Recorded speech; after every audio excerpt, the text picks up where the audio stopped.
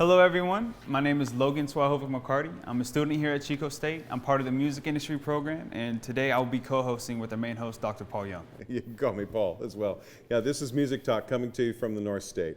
This is about tips for the professionals in the area as well as the aspiring professionals that are coming from our region that want to build a business here and be able to see how it might extend beyond that. We're coming to you from the Madison Bear Garden here in Chico. Sometimes we call it the Bear.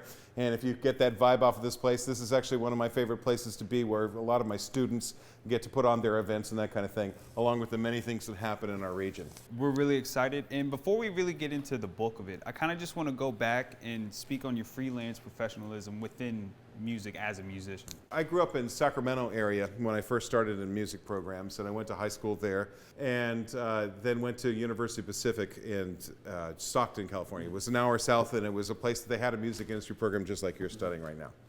When I moved to Los Angeles at 21 years old, I went from playing the freebies to the $40 dances to playing in the Motown horn sections of things and wearing a tuxedo for $200 coming through the kitchen on my weekends, that kind of thing, to the point that I was eventually involved with some records and eventually TV shows. So you began as a freelance musician, and then you transitioned into the bigger market, and you started to learn, improve on your deficits and whatnot. What made the transition into being the industry player as opposed to the musician?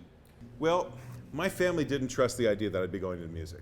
So the move to being in business and so forth, I had to kind of convince them of the fact that that was possible.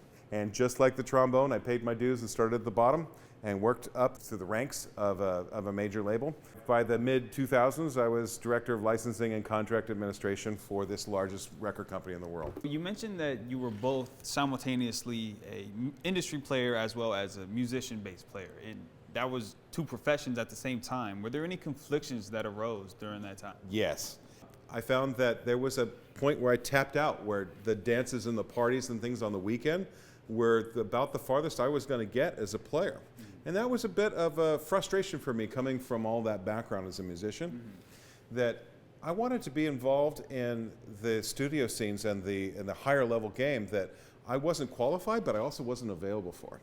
And as a record business person, I need to be out that night and going to the shows that they needed me to go to and be part of that network as well. So I had to make a decision at some point whether I wanted to continue at this major record label, which I set my sights on, or was the musician side of me really what I wanted to do. So I did a ridiculous thing and said I better really take myself more seriously as the professional musician. I decided I needed to go back to school. So I got my master's and my doctorate degree from University of Southern California, and they had a music industry degree there.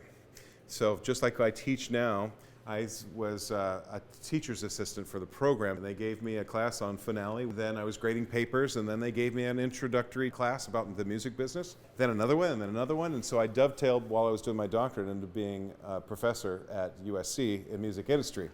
Part of the thing that's electrifying for me to be here is about the fact that there's already a community of music already happening. And sometimes I think the folks here, they connect so well with their communities, and there's so many places to play. It's as if they're doing without realizing that there is a business, or sometimes even having the vision of where that goes. I feel like that's something I had to bring, and why I wanted to do this Music Talk from the North State kind of a podcast, is to talk about what you're doing, how you could expand it, or how it connects to a larger audience or a larger area than just this region. So you mentioned that there's so much already going on, and there's all these different routes that converge, and they're all just one big camp, as you say. Well, how do you help them reach that next level?